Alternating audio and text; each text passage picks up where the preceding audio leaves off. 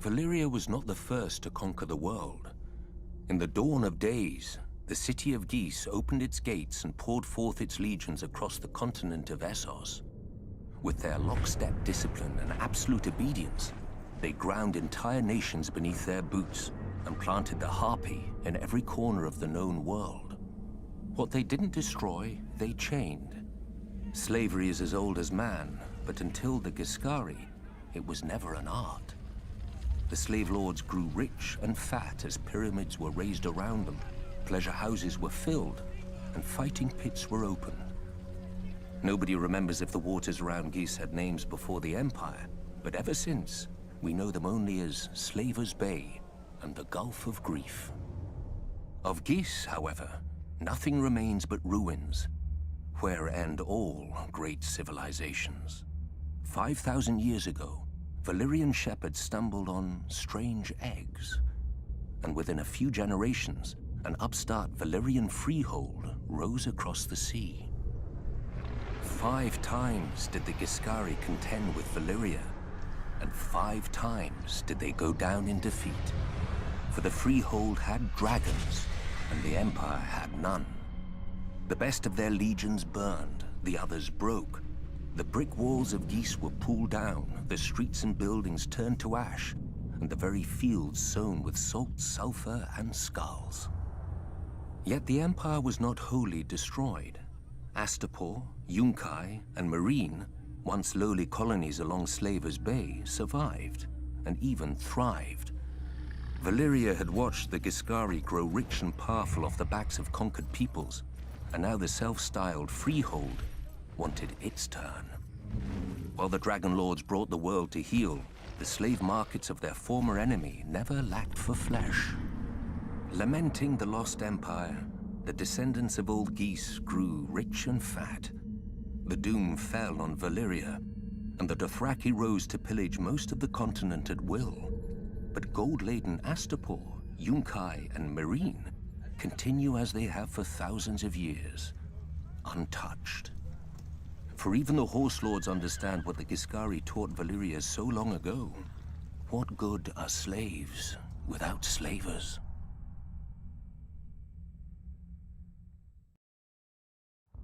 When the Doom claimed Valyria, the great freehold fractured into warring cities and upstart nations, ripe for the taking. Out of these swarmed the Dothraki, the Horse Lords of the plains who feared only defeat and dragons. And now the dragons were all gone. Under the great Karl Temu, they sacked and burnt every town and city in their path. No army could stand against them, because the Dothraki do not stand. The Horse Lords do not draw up battle lines or hide behind shield walls or lair themselves in armor. The Dothraki charge. Their blades are more scythe than sword, the better to cull the infantry ranks without breaking stride. Even their archers fire from horseback so that advancing or retreating, the arrows never cease. To the Dothraki, a man who does not ride is no man at all, without honor or pride. When the city of Quohor realized Karl Temu was coming, they strengthened their walls, doubled their own guards, and hired 2 full companies of sellswords. The Dothraki were used to glorified farmers with spears. Quohor would show them a proper army, with mounted and armored cavalry to match the Horde's own. As an afterthought, the city leaders sent an envoy to Astapor to buy Unsullied. The slavers had always claimed that the Unsullied were the great Giscari legions come again. Few cared. The dragon-burned ruins of Old Geese were a stark reminder that the age of the foot soldier was over. The envoy had his orders, however, and quickly bought 3,000 Unsullied for the long march back. For Unsullied do not ride. But while they marched, Karl Temu arrived at Quohor. I can imagine how pleased the Karl was to finally face a challenge. By the end of the battle, crows and wolves feasted on what remained of Quohor's heavy horse. All the sellswords had fled. Quohor knew that the Dothraki would very soon break through the gates to rape, slave, and burn at their pleasure. Yet the next day, Karl Temu woke to find, before the gates, 3,000 eunuchs in formation, armed with only spears, shields, and spiked helms. The Unsullied had slipped past the Kull's army in the night while the Dothraki feasted. Khal Temu had many times their number and could easily have flanked the small force. But to the Dothraki, men on foot are fit only to be ridden down. 18 times the Horse Lords charged, and 18 times the Unsullied locked their shields, lowered their spears, and held the line against 20,000 Dothraki screamers. When the Khals' archers rained arrows on them, the Unsullied lifted their shields above their heads until the squall passed. And then they held the line. In the end, only 600 Unsullied remained, but more than 12,000 Dothraki lay dead, including Khal Temu and all his sons. The new Khal led the survivors past the city gates, where one by one, each man cut off his braid and threw it down before the feet of the Unsullied, defeated and shamed forever. Since that day, the Unsullied fill the ranks of cities and households wealthy enough, or desperate enough. Sellswords fight for gold, knights for glory, and Dothraki for blood. To a man, the Unsullied fight only to obey. With the right master over them, imagine how the forces of chaos would break against their shields. The conquerors, the madmen, the usurpers.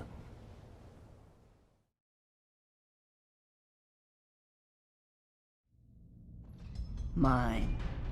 That's what the Red Keep is. The small folk say its color comes from the blood Aegon spilled to win his crown. Fools. Blood doesn't soak into stone, no matter how hard I try. Aegon built his castle of red rock to remind people of the fires he'd roasted his enemies in. So whenever King's Landing looked up, they'd see the price of defiance. He knew the first rule of kings. Only fear keeps men in line. Fear and punishment. A lesson he taught his son, Maegor. When the builders finally finished the Red Keep, Maegor executed them all to keep its secrets safe. Rumor has it, miles of hidden passageways run behind the walls and under the floors. One day I'll have to find them. Traitors and women work in shadows. A king has no need for secrecy.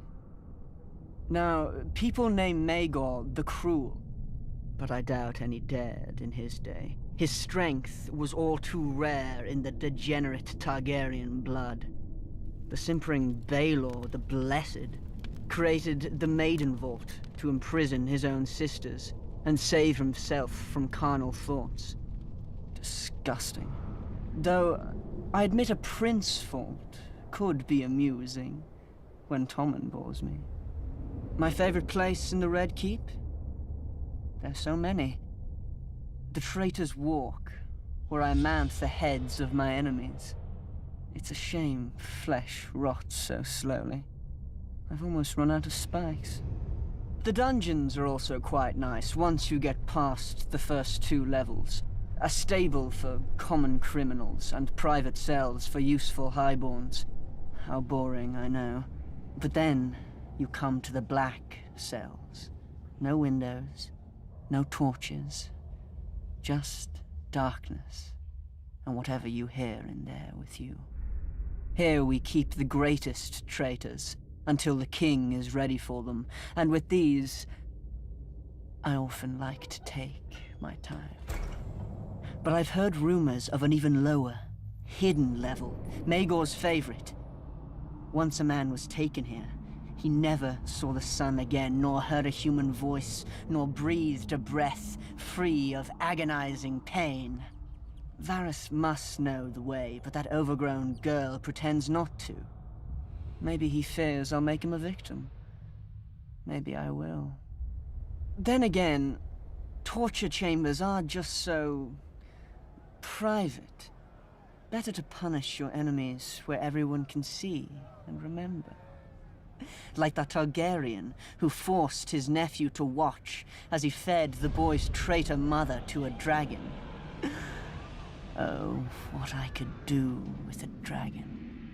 Even Ares, fool as he was, knew to burn men alive with an audience, to spread the terror far and wide across his kingdoms.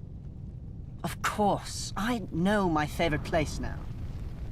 When I sit on the Iron Throne, high in the Red Keep, all of Westeros scuttles below me, like insects, waiting for my heel to land.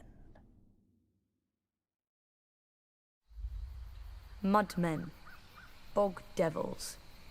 Those are just the most pleasant names our fellow Northerners have for us, the Crannogmen who live in the swamps of the Neck. Because we do not live in castles like them. Because we do not farm like them. Because we are not tall or rich like them. But through our veins flows the same blood of the first men. And, at times, maybe something more. We still live much as they did, on floating islands in houses of thatch and woven reeds. We fish, hunt, and tell our children of our heroes. The knight of the laughing tree who fought in the year of the false spring. The last Marsh king who challenged the Starks and lost his crown and his daughter. And other stories, older still, since lost to the world. The Neck was not always a swamp. In the Dawn Age, it was as dry and fertile as the rest of the North. But during the war with the First Men, the children of the forest brought down the hammer of waters on the Neck, trying to break Westeros in two. When the waters finally receded, they left the bogs and swamps we know today. Many of the First Men decided to fight on, but my ancestors wisely chose to heed the children's power and advance no farther. They beat their swords into frog spears and fish hooks, and settled a land forever devastated by the folly of war. Unlike the rest of Westeros, we keep no garrisons and raise no soldiers for petty spats with our neighbors. Our land protects its own. An outsider will find in the Neck an endless morass of suckholes, quicksands, and green grass that looks solid to the unwary eye, but turns to water the instant you tread on it. If you're lucky enough to be armored, you'll only drown inside your own steel. If you're not, you get to meet what swims in that water. Serpents and monstrous lizard lions with teeth like daggers and never enough to eat. Don't worry. Only your horse will live long enough to feel their poisons burning through it. If you somehow survive all this, you may find that a well-placed dart can be as deadly as any blade. Not that you'll see us blowing it your way. Since the fall of the last Marsh king, House Reed has ruled the Neck beneath the banner of a black lizard lion on a grey-green field. We are not wealthy, powerful, or known even to our own countrymen. Our home, Greywater Watch, is no castle you've ever seen. And seeing it once does not mean you'll ever find it again. For Greywater Watch moves. Many would-be conquerors have died trying to find us. With war all around and our Stark Lord besieged on all sides, many more will doubtless soon try. They will look at us on a map and see a stranglehold for the north. And they will forget that the sea itself once entered the Neck, and not all of it returned.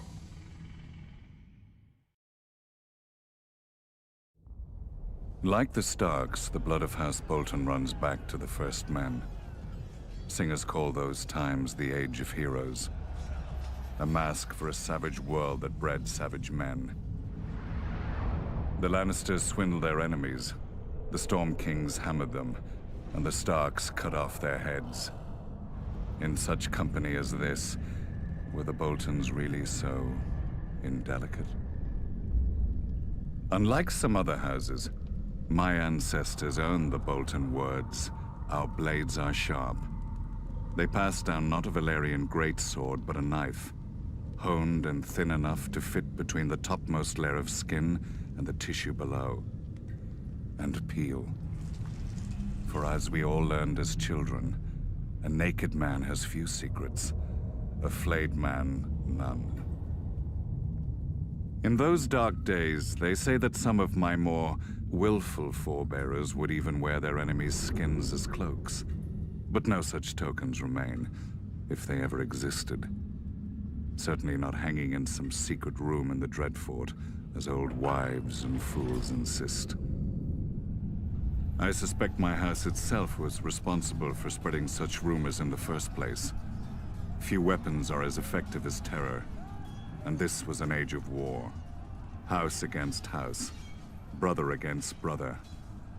The Iron Men were on the rise, and never far from our shores. We must have seemed ripe for the taking, too busy fighting each other to deal with the raiders as they deserved. Thus the Starks took it upon themselves to unify the North, under them. They drove the pirates out of White Knife and claimed the eastern coast, and married the Marsh King's daughter for the neck. A Stark wrestled for Bear Island and won. Or so they say. Silly stories. Blood and Steel won the North, and the Starks had the most of both. After years of war, my ancestors gave up their barbaric practices and bent the knee to their new kings. Thus House Bolton became what we are today, loyal bannermen and staunch ally to the Starks, and the second greatest house in the North.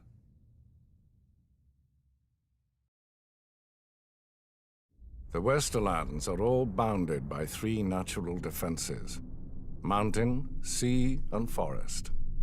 Necessary barriers when the land is as rich as ours. From our mines come the gold and silver that fuel the rest of Westeros.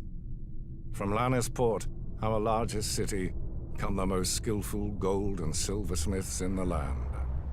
Yet geography alone is not strength. The Westerlands would have been sacked and pillaged for thousands of years if it hadn't been for the men who ruled it. My family, House Lannister.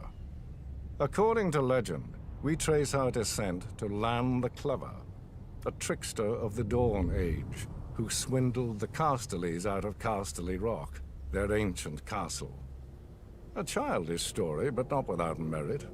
1, a mind can and should be a weapon in a man's arsenal.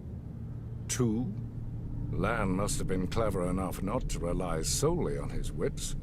After all, where today is House Casterly.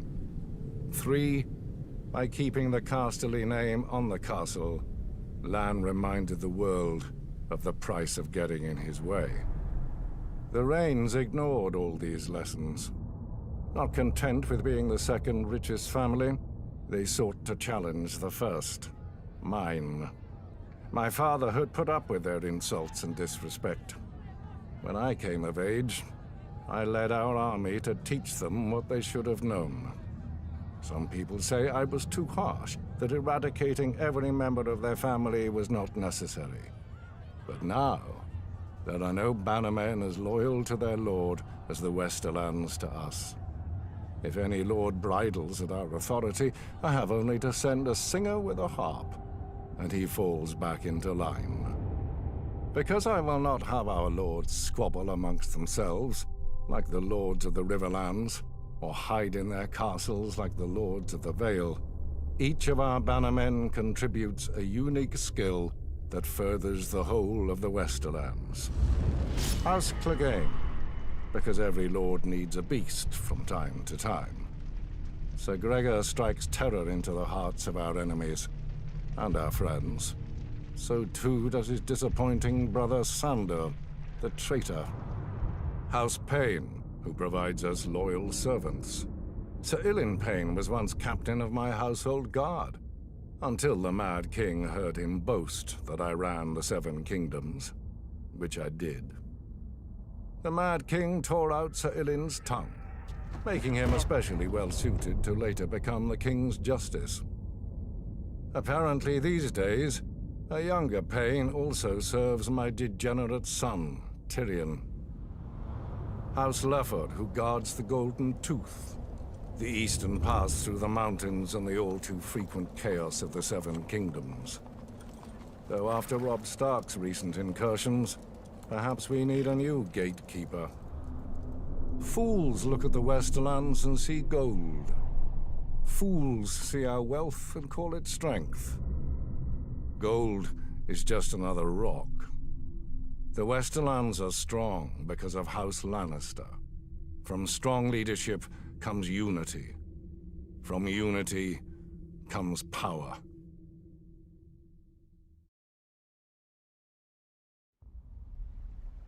Tarth has lulled many a novice sailor into complacency. Our lush island sits on calm blue water like an emerald set into a sapphire. You would never guess that such a vision is only the sheath hiding the blade of Shipbreaker Bay, with its treacherous tides, unpredictable gales, and sharp rocks lurking just below the water's surface. The storms that blow through the bay water the Kingswood and Rainwood, two of the great forests of Westeros, and they give the Stormlands their name. Even without our weather, we have more than earned our name in strife. The first Storm King, Durin, started his reign by declaring war on the gods themselves. He loved the daughter of the sea god and the wind goddess, but they forbade the union. At their wedding, the gods unleashed their might, pulling down his hold and killing all of Durin's family and guests, though his wife shielded him. Durin vowed to rebuild, and when he did, the gods again destroyed his home. His counselors begged him to retreat inland, but he would not abandon his war. Finally, with the council of the Children of the Forest, or perhaps a young Bran the Builder, Durin raised a seventh castle that, try as they might, and still do, the wind and sea gods could not tear asunder. Durin took the name God's Grief and called his new home Storm's End. Having beaten the waters to the east, the Storm Kings turned their gaze to more practical enemies, the Reach, Riverlands, and Dorne. For thousands of years, the Storm Kings fought the Gardener Kings of the Reach and various families of Dorne for control of the Dornish marches just below the Red Mountains. The fighting didn't stop until Dorne married into the Seven Kingdoms, a mere 100 years ago. But still the houses of the Stormlands, such as the Dondarians, guard the Boneway, the mountain pass into the Marches, against any Dornish incursion. The Storm Kings had greater luck to their north, at first. They took the trident from the River Kings and built an empire that stretched as far as the Neck. But then the Ironborn swarmed out of their islands and pushed the Storm Kings out of the Riverlands. No doubt the Ironborn intended to expand their empire into the Stormlands. Before they had a chance, Aegon Targaryen landed with his dragons. While Aegon burned the kings of the Iron Islands, the Rock and the Reach, his fiercest commander and rumoured bastard brother, Orys Baratheon, set out to subdue the Stormlands. No matter how fierce a warrior he was, no one could have envied his task. Storm's End had seen thousands of years of war and never fallen. But Argilac, the Storm King, chose not to barricade himself behind its walls and gave Orys the battle he must have hoped for. Orys slew Argilac and took Argilac's castle, kingdom, daughter, sigil, and house words. House Baratheon became the Lord of the Stormlands. Targaryen rule quieted the Stormlands for the most part, until Robert rebelled against the Mad King. His first challenge came not from the crown, but from his own bannermen, who tried to join forces against him. Robert struck first, defeating 3 armies in a single day at Summerhall. The victory cemented Robert's control of the Stormlands, and he was able to march on the Reach and Riverlands with no enemy to his rear. Yet not all of Robert's bannermen sided with him. Sir Barristan the Bold came from the Stormlands, but as the pre-eminent member of Aerys Kingsguard and greatest knight in the realm, Sir Barristan remained loyal. After Robert's decisive victory on the Trident, Robert sent his own maester to care for his countryman Sir Barristan, who had suffered grievous wounds whilst fighting so hard to kill him. Later, when the Kingslayer betrayed Aerys, Robert pardoned Sir Barristan and even took him onto his own Kingsguard. When Robert lifted Mace Tyrell's ill-managed siege of Storm's End and returned to his ancestral home, he realized the dream of all the Stormlords before him, to rule the 7 kingdoms. Then Robert died, and his brother Stannis killed their other brother, the noble King Renly, with black magic. Now the Stormlands again live up to their name, with so many houses burnt on the Blackwater and others currying favour with the Lannisters to seize the survivors' lands. Renly could have saved us, If only I could have saved him. But I will teach Stannis a lesson he should have learnt growing up in the Stormlands. As lightning gives way to thunder, so too must murder lead to vengeance.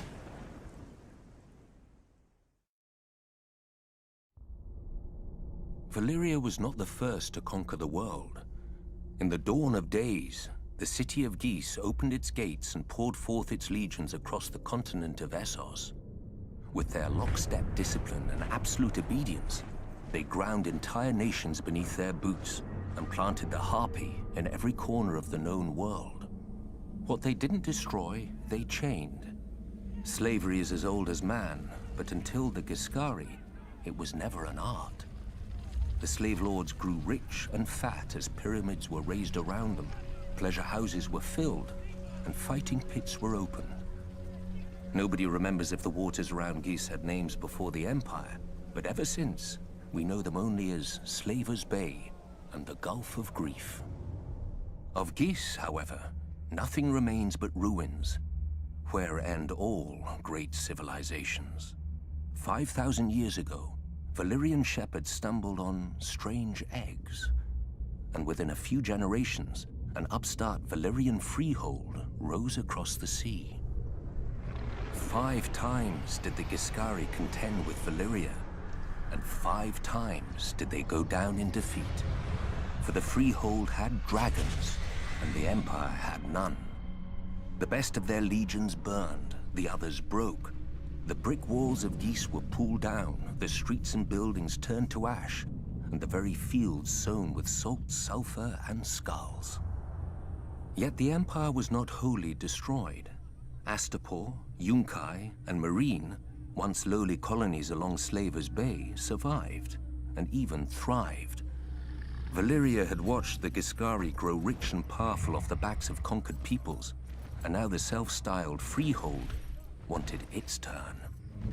While the Dragon Lords brought the world to heel, the slave markets of their former enemy never lacked for flesh. Lamenting the lost empire, the descendants of old Geese grew rich and fat. The doom fell on Valyria, and the Dothraki rose to pillage most of the continent at will. But gold-laden Astapor, Yunkai, and Meereen continue as they have for thousands of years, untouched. For even the Horse Lords understand what the Giscari taught Valyria so long ago. What good are slaves without slavers?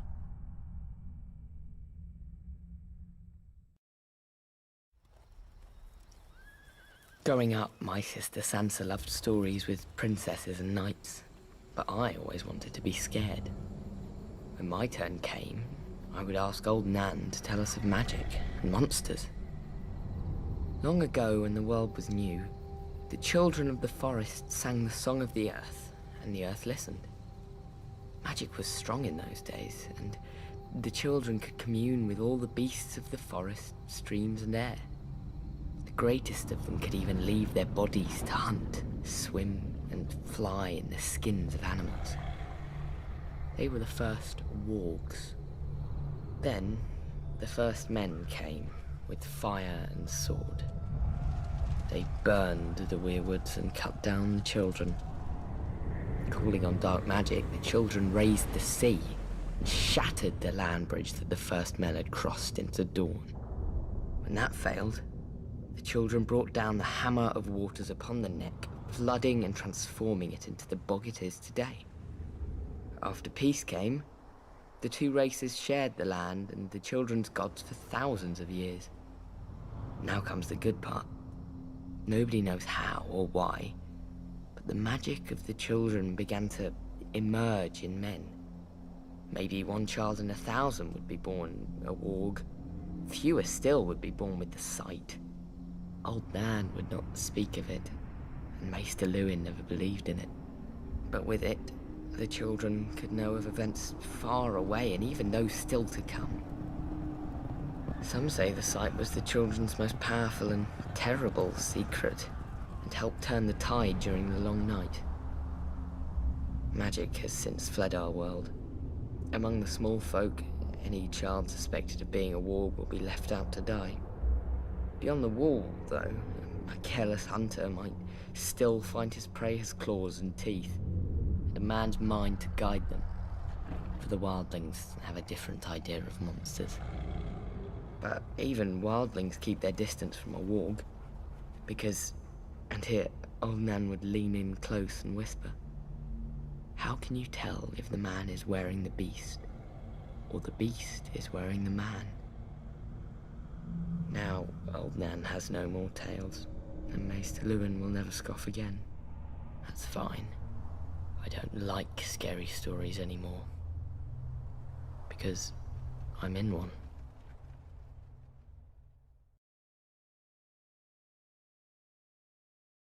As a boy, looking out from my father's castle, I thought the sun could never set on the north, so vast did it seem. Part of me still does. The north is by far the largest of the 7 kingdoms, and can fit the other 6 inside it. Not that the others care. Cold and damp. That's how the southerners see the north. But without the cold, a man can't appreciate the fire in his hearth. Without the rain, a man can't appreciate the roof over his head. Let the south have its sun, flowers and affectations. We northerners have home. Mine was once Winterfell, the ancient seat of my father's family, House Stark, who have ruled the north since the first men and were once the kings of winter. Growing up, Lady Catelyn made sure I knew I wasn't a Stark, no matter how much blood I shared with her true-born children. But where their name rules over the north, mine is the north. Snow. Our land stretches from the wall down to the neck, a narrow land that divides us from the rest of Westeros. Legend has it that the children of the forest flooded it in their war against the first men. If that's true, every Northman owes them a debt of gratitude. The swamps of the neck are as good as the wall for keeping out unwelcome armies. And if the swamps don't deter you, the Crannog men should. Small, shy people who rarely leave those swamps, and who follow House Reed, the gatekeepers of the north, and among the most important and loyal bannermen of House Stark. Also a bit strange. I heard their oath of fealty once as a child. It's like no other lords, ancient and dark. They swear by earth and water, by bronze and iron, and by ice and fire. Where House Reed holds the gate to the north, House Manderley holds the port, White Harbour, the closest thing to a southern city we have, governed by the closest thing to a southern family we have.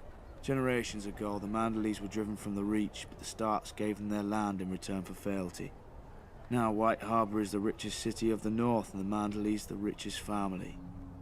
Not in gold and silver like their southern counterparts, but in fish, grain, and trade. As for the other great northern houses, the Starks brought them into the fold during the Age of Heroes. The Stark wrestled an Ironborn for Bear Island and gave it to the Mormonts. The Stark granted a keep and land to a younger son, Carlon, in return for putting down a rebellion. His family then grew up into the Karstarks. Starks fought the wildlings and their kings beyond the wall beside the Umbers of Last Hearth, thus earning their fealty. Boltons. Back then they were the bane of the north. A few were even rumoured to wear their enemies' flayed skins as cloaks. But after centuries of war, they too bent the knee. And so House Stark became the kings in the north, but never forgot that they weren't the north. When Aegon and his dragons landed on Westeros, the kings of the Rock and the Reach sent all their men to die to defend their crowns. Torrhen Stark knelt, to spare his people the same fate. He placed duty above pride, just as my brothers in the Night's Watch had done for thousands of years at the Wall. Many think of it as the end of the world, but it's not. I've seen how the land stretches much farther than any man knows, into the land of always winter where the White Walkers came from during the long night. After the first men and the children of the forest beat them back, Brandon the Builder raised the wall and set up the Night's Watch to guard the realms of men. He gave us our oath, our castles and the gift, the lands behind the wall whose farmers and crops sustain us. Southerners may now mock my black brothers, as thieves, rapers, and worse, and not without cause. But the North remembers why we are there, and if we fall, the South will get a very harsh and very cold reminder.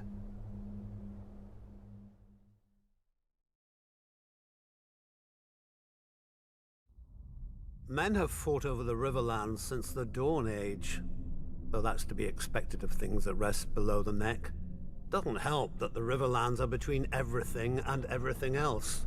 The Westerland's gold, the Reach's grain, the Vale's rock, and the North's snow? House Mud once ruled as the kings of the rivers and hills, but after 1,000 years their line was exhausted and fell to the Storm Kings, who fell to the Ironborn. I suppose after years of drowning at sea, our rivers look pretty attractive to that race of pirates and rapers. Never mind that their monstrous castle, Harrenhal, was too large to staff and garrison. It turned out the Ironborn wouldn't be there long enough to bother.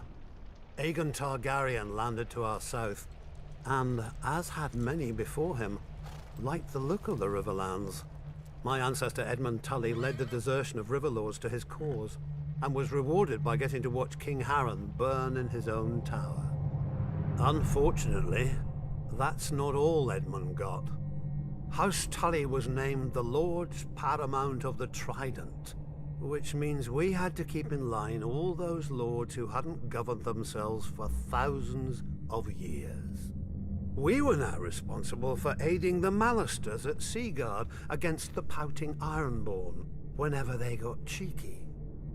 For settling Harrenhal on families stupid enough to think its curse would skip them after devouring all previous families. For keeping the Blackwoods and Brackens from wiping each other out and giving us 2 more castles to deal with. For keeping the Freys in their place and out of others' pockets. For marrying off our sons and daughters wisely enough so we didn't follow House Mud into, well, the mud. Yet under the Targaryens, the Riverlands knew a peace we hadn't had for centuries, if ever. But like all good things, sooner or later it all goes to shit. And our shit had a name. Aerys Targaryen.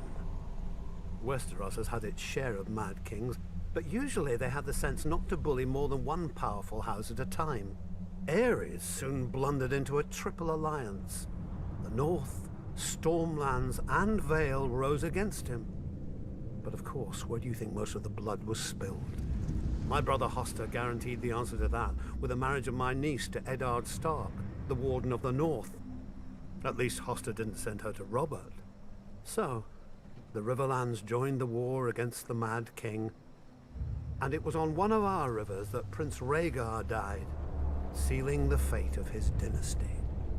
Robert was a great soldier and a horrible king. Drinking and whoring are their own brand of madness when you sit on a throne that everybody wants. He died, and another war started. Again the armies marched. Again the Riverlands burned. If Westeros isn't careful, pretty soon our people will grow some sense and abandon this place for a safer realm, like the Dothraki Sea. I joke, of course. The Riverlands are our home, and God's help us, we love it. Still, as they say, the king eats and the hand takes the shit. The same is true of the Riverlands. The 7 kingdoms piss, and the Riverlands change clothes.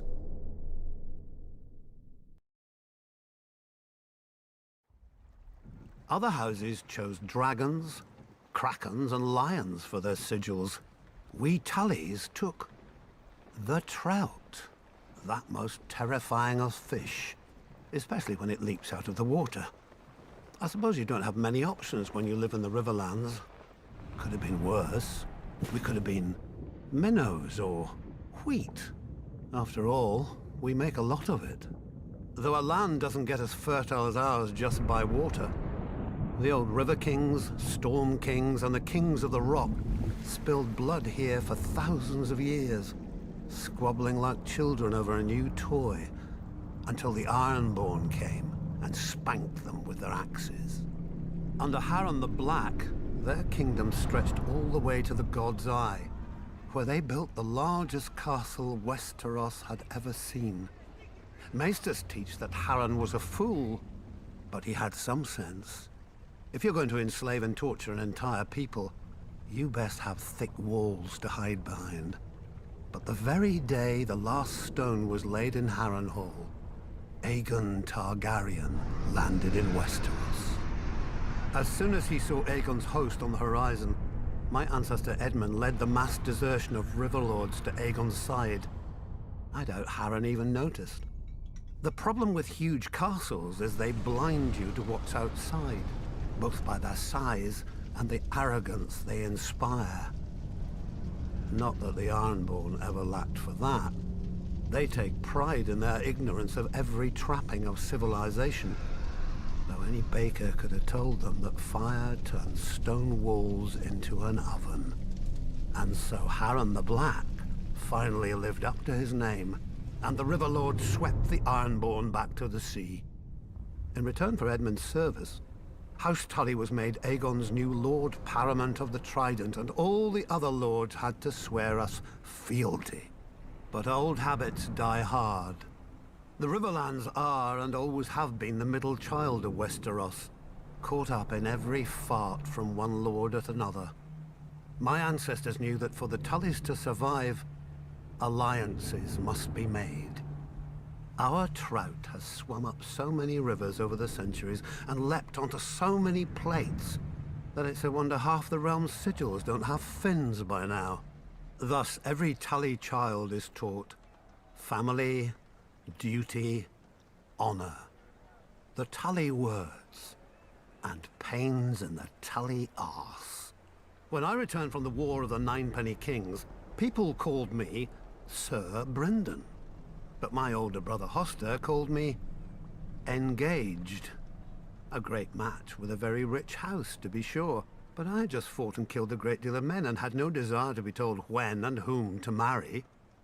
I broke ties with him, earning the name Blackfish along with my personal sigil, a much more intimidating black trout.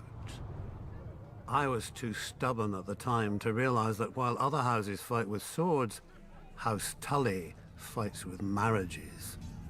Then my niece Catelyn's betrothal to Brandon Stark drew us into the war against the Mad King, while my other niece Lysa's betrothal to Jon Arryn cemented the rebellion. If I'd have obeyed my older brother earlier, we'd have had the largest navy in Westeros with us then as well, and our victory would have been swift. Of course, I never mentioned this fact to my brother. He'd have taken it as an apology. My brother is dead now, and my nephew Edmure rules in Riverrun, God's help us. A trout that can't tell the worm from the hook. But he is a Tully, and he is unmarried, and there is a war. We all know how this story ends. Maybe she'll be beautiful. Maybe she'll be rich. As long as she brings swords and men to House Tully, she could look like the fish we hang all over Riverrun. He'll honor his duty to family and swallow it. One blackfish per family can be overlooked. Two, and we'd have to change all those pretty banners.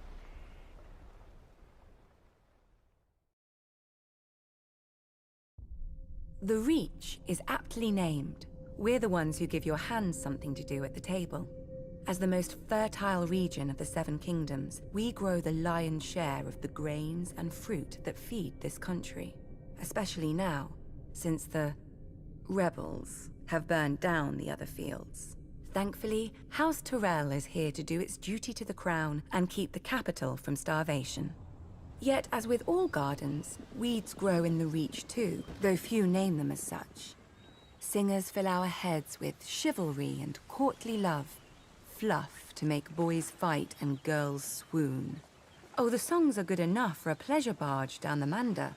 They give pleasure to the common people and harmony to the realm. But if the rise of House Tyrell proves anything, it's that virtue and honor have their place, And if you're not careful, that place is the grave. Unlike the Lannisters, Starks, and Arryns, we were never kings in our own right. House Gardner ruled the Reach since the Dawn Age, and we were their stewards. While they warred to enrich their already rich domain, we managed their castle of Highgarden. But then Aegon Targaryen landed with his dragons. Nobody knows why the Gardener King took the field against him. Anyone could see that a man who grows flowers should beware a man who grows fire-breathing monsters. But maybe it wasn't wholly his idea. Maybe someone whispered in his ear about all the face he'd lose with the other 6 kings if he stayed home. The rest is history. The last Gardener King lost his face, along with his body, and his steward Harlan Tyrell promptly yielded Highgarden to Aegon. My grandmother swears that Harlan was like most of our men, and grew up banging steel together too loudly for a thought to penetrate. But luckily, his wife had better sense. Whatever the case, in return for Harlan's show of sense, Aegon proclaimed House Tyrell the Lords of the Reach and Wardens of the South, passing over all the other houses with better claims. House Hightower, who were kings before the Andals came, their seat is the oldest city in Westeros. They call it Old Town. Wealthy, proud, and solitary, there have been Hightowers who wouldn't come down from their great lighthouse for decades. Its name, fittingly, is the Hightower. House Florent, who had actual blood ties to the Gardeners. They whinge about their ancient rights to Highgarden every once in a while, and now that their daughter is married to Stannis Baratheon, about their rights to all of Westeros too. Apparently, putting a fox on your banners doesn't impart a fox's wiles. House Tarly, who still gives the Reach the best soldiers it has. If Aegon had named them as his lords, the Reach would have become the greatest military camp in the world, until it starved to death. The price for conscripting all the farmers. Yet Aegon chose us. Centuries later, when his descendant Aerys faced rebellion, the Reach stayed loyal. Mostly. My father, Mace, dealt Robert his only defeat in the war, even if it was my father's vanguard who did most of the fighting before he arrived. After the Battle of Ashford, we laid siege to Storm's End, Robert's home. Unfortunately, the war ended before we could take it and free up our armies to go save the king. The new King Robert had a forgiving nature. Our crimes were brushed aside without even one execution for the sake of formality. Our family was surprised until Robert's new hand, Jon Arryn, came by with the bill. The Reach is second only to the Westerlands in wealth, and Robert meant to spend as much of it as he could get his hands on. We gave him the coins he wanted, and later, when he wanted our grain or fruit or wine, he gave them back at whatever price we set. Now, much of Westeros is ashes. The rest of it is armies. As the Starks are fond of saying, winter is coming, and for leagues outside the capital there isn't a harvest to be seen. Have no fear. The Reach is, as always, bountiful. House Tyrell will manage the harvest and keep the Seven Kingdoms from starvation like the good stewards we once were. Just ask House Gardner. Impregnable. That's how the Vale sees itself. Shielded from Westeros by its mountains. They call the entrance to their land the Bloody Gate because, during the Age of Heroes, a dozen armies supposedly smashed themselves against it. Even if they'd gotten through, the roads of the Vale are narrow, steep, and treacherous. Half the men would have slipped to their deaths, or frozen in the mountain snow. Or so the common wisdom goes. Except the Vale has been conquered. Those vaunted mountains didn't stop the Andals who came by the Eastern Sea. The people of the Vale say that Sir Artus Arryn, the Andal general, flew on the back of a giant falcon and slew the Griffin King on top of the tallest mountain. During Aegon's conquest, one of his sisters did the same, flying her dragon over the Bloody Gate and up to the Eyrie, the Arryn stronghold. And the Arryn boy king yielded the Vale in return for a ride on the beast. Do you sense the theme here? The rationalizing of defeats with mythical beasts and the whims of children, instead of acknowledging the root cause, the arrogance of isolation. The men of the Vale are so proud of their mountains, they can't abide any flaw in them. As with the mountains, so too with their blood. The first Andals landed in the Vale, as its most powerful lords, the Arryns, the Waynwoods, the Corbrays, like to brag. Through their veins runs the blood of the oldest Andal nobility in Westeros, but through their brains runs an even older folly. That blood matters. If it did, those pure-born lords should have been able to exterminate the hill tribes centuries ago. But those primitive raiders, whose tribes more resemble kennels than families, continue to plague the Vale, even kidnapping an Arryn once. Until Tyrion Lannister, an outsider, no Vale lord ever thought to turn the tribes to the Vale's advantage. That a desperate, warlike people could be useful, not to mention inexpensive.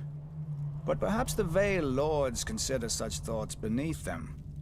After all, the Vale's isolation does breed an abundance of honor and pious bleating, which governs their decisions instead of foresight. Like a blind man who can only guess where his horse is taking him. I doubt Jon Arryn had even prepared for civil war when he raised his banners instead of handing over his young wards, Ned Stark and Robert Baratheon, to the Mad King. Honor demanded, and Lord Arryn obeyed. He'd have done the same if the boys hadn't been the lords of two great houses, who could field mighty armies of their own. But perhaps I give him too little credit. After all, if the war went against them, only Lord Arryn had a nice, impregnable castle to retreat into, and he was wise enough to take poor Lysa Tully into his bed to win the Riverlands as allies. Jon Arryn won, then Jon Arryn died. Wisely, the Vale stayed out of all the ensuing chaos. Its crops did not burn or wither in the fields from lack of men to tend them. Its strength was not drained by forced marches to futile skirmishes. In the Vale, life proceeds as it always has. Calm, proud.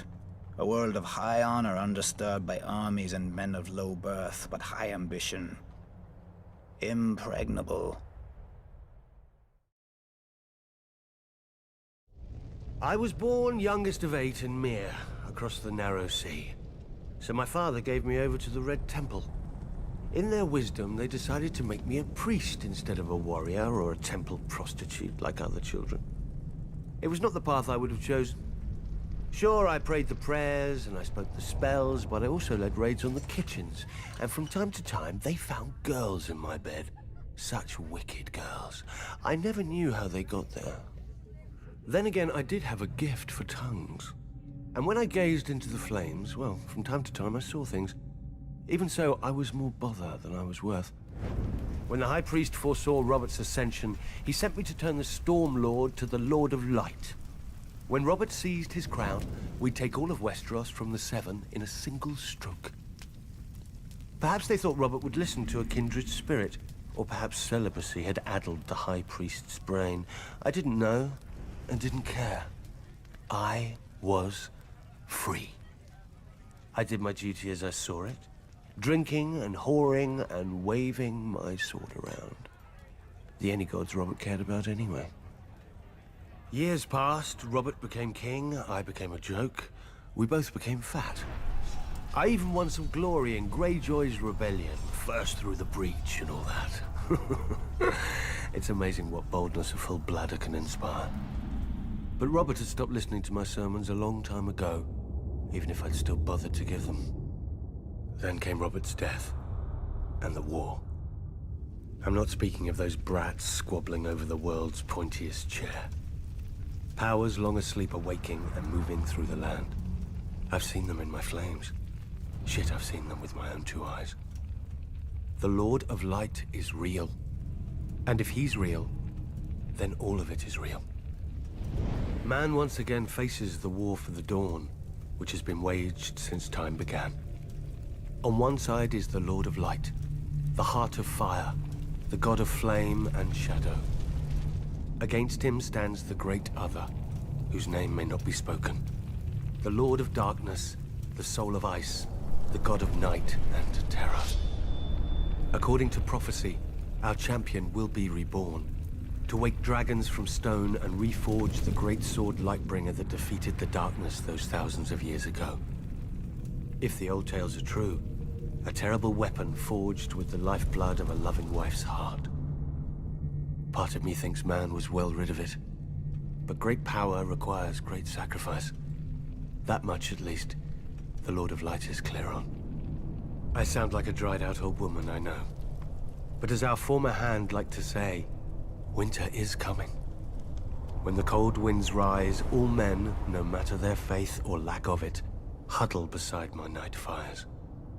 And I pray the prayers, and speak the spells, and beseech the Lord of Light to bring back the dawn.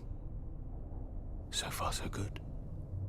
But reprobate as I am, I can't help but wonder what will happen if, one day, our Lord does not answer. Imagine a night that goes on forever, so dark and full of terrors. I think I need another drink.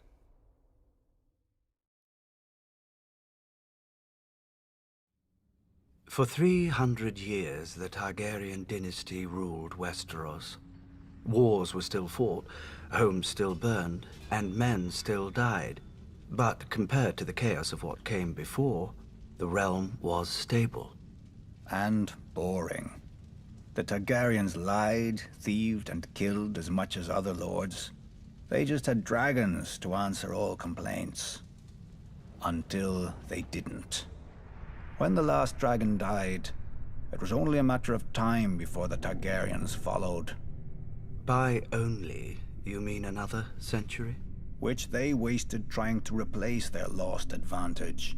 Incinerating their own palaces to hatch dragon eggs, drinking wildfire to become dragons, and let's not forget the Mad King's favorite, burning men alive so he could pretend to be a dragon. We urged Aerys to pardon Brandon Stark. The boy had threatened Prince Rhaegar, but Rhaegar had stolen the boy's sister. And the boy was the eldest son of our Warden of the North. Who's the greater fool, a Mad King or the man who reasons with him? Aerys saw knives in every shadow. When you told him to treat the Starks with caution, you made him afraid. And what he feared, he killed. I wouldn't have thought you, of all people, would bother with recriminations for Brandon's death, Lord Baelish. Not after your, shall we call it, duel with him? Brandon was as arrogant as he was stupid. Like his father, Lord Stark, who answered Aerys' summon to the capital. They earned their fates. But the younger son, Ned, what was his crime? That Aerys ordered his death as well. Unlike men, families don't die when you lop off their head. At the very least, you should have pointed out that loyal and dutiful Ned was living with Jon Arryn, a proud and over-righteous lord with an impregnable castle and no sons of his own. Perhaps you could have spared Aerys the embarrassment of revolt. If only we'd had the foresight to consult you, Lord Baelish, but I suppose first we'd have had to know who you were. Nobody knew Robert Baratheon either, yet he claimed the right to sit on the Iron Throne. He had Targaryen blood, through his mother. A pretty dress for an ugly truth. It was war, and he could swing a hammer harder than the other options. When did you know you'd lost, Lord Varys? When Robert Baratheon killed Prince Rhaegar on the Trident. Wrong. You lost the war when you let Ned Stark slip back into the north. Neither the bloody gate of the Vale or Moat Cailin in the north have ever fallen. They could have held out for years, even if you'd killed Robert. But you let him slip through your fingers as well. I told the court that Robert was hiding in the Stony Sept, but the hand of the king wasted too much time searching the city. Something about the glory of single combat. Then Ned Stark's army arrived to save the day. Too bad Lord Tywin wasn't hand any longer. He would have simply razed the town and been done with it.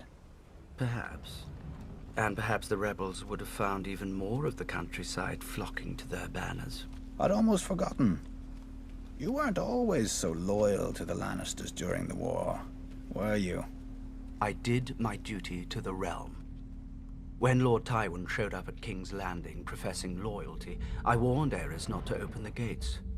Prince Rhaegar was dead, our army scattered. The lion does not stir unless he smells meat. I admire your powers of persuasion, Lord Varys. Few could traffic in so many secrets to so little avail.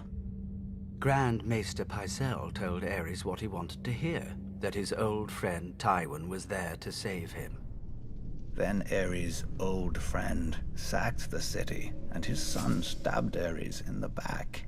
A regrettable, though necessary action. As were the pardons the new King Robert bestowed on the Royalists. Mace Tyrell, Barristan Selmy, you. King Robert wisely chose order over vengeance. Jon Arryn wisely chose for Robert, but Jon Arryn died. Then Robert, then Ned. So ended their glorious revolution. And Westeros has been burning ever since. Let it. How Targaryen of you. One of the mad ones. Fire turns even the proudest oaks to ash, leaving newer roots space to climb. Some houses rise to power through strength, others through wealth. House Frey gained its title through cunning. Centuries ago, its founder looked at a map and noticed how the trident spears the neck, cutting off the north from the south. He realized that a river of gold would flow to the man who owned the right bridge across the water. It took the Freys 3 generations to complete their forefathers' vision. A massive arch of smooth grey rock, wide enough for 2 wagons to pass abreast. When they were done, they built high curtain walls, deep moats, and heavy gates to protect the approaches, and put up squat, ugly, formidable keeps on either bank. The Twins, commanding both road and river with arrow slits, murder holes, and portcullises. The Twins ensure that no one crosses without begging the Freys' leave and paying the Freys' toll. The plan worked. The family grew rich and powerful, exacting gold from lords, merchants, and poor farmers. A good thing too, given the number of Freys the bridge has to support. The current lord, Walder Frey, has seen over 90 name days and sired near as many children, true-born or otherwise. A shameful thing in any other lord, but Walder Frey possesses no shame. A dangerous thing for any other lord, but Walder Frey has no concern for heirs or fear of their impatience. Perhaps Lord Frey thinks to outlast them all. Given the infighting he encourages among them, perhaps he will. Whatever the case, House Frey does nothing so well as survive. When the Ironborn conquered and razed the Riverlands, the Freys hid in their castle. When Aegon and House Tully swept the Ironborn back to their islands, the Freys hid in their castle. When my ancestor demanded their allegiance as Aegon's new Lord Paramount of the Trident, the Freys bent the knee from their castle. Perhaps then we should not have been surprised when my father, Lord Hoster Tully, called his banners against the Mad King, and Lord Walder didn't answer. The Baratheons, Starks, Aarons, and Tullys, some of the oldest and greatest houses of Westeros, fought and bled for the cause of justice, while House Frey hid in its castle and waited. No doubt if Rhaegar had won at the Trident, Lord Walder would have given him safe passage into the north, to destroy the rest of my husband's northern army for a fair price. But Rhaegar fell, and lo and behold, the Frey army appeared to render aid to our already victorious forces. Many sniggered that Lord Walder had been waiting for his army to come of age, having fielded it out of his own breeches. My own father named him the late Lord Frey, to the other lords' amusement. A slight that pricks Lord Walder to this day. In many ways, however, Lord Walder was wise.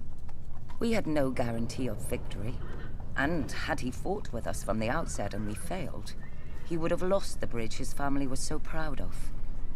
More pride than honor. Those should be the words of House Frey. Yet part of me wonders if Lord Walder waited not out of fear, but hope. That we would be destroyed, leaving him to assume my family's place as Lord Paramount of the Trident. To buy the respect they've always wanted, but refused to earn. No. Not even Lord Walder could be so disloyal.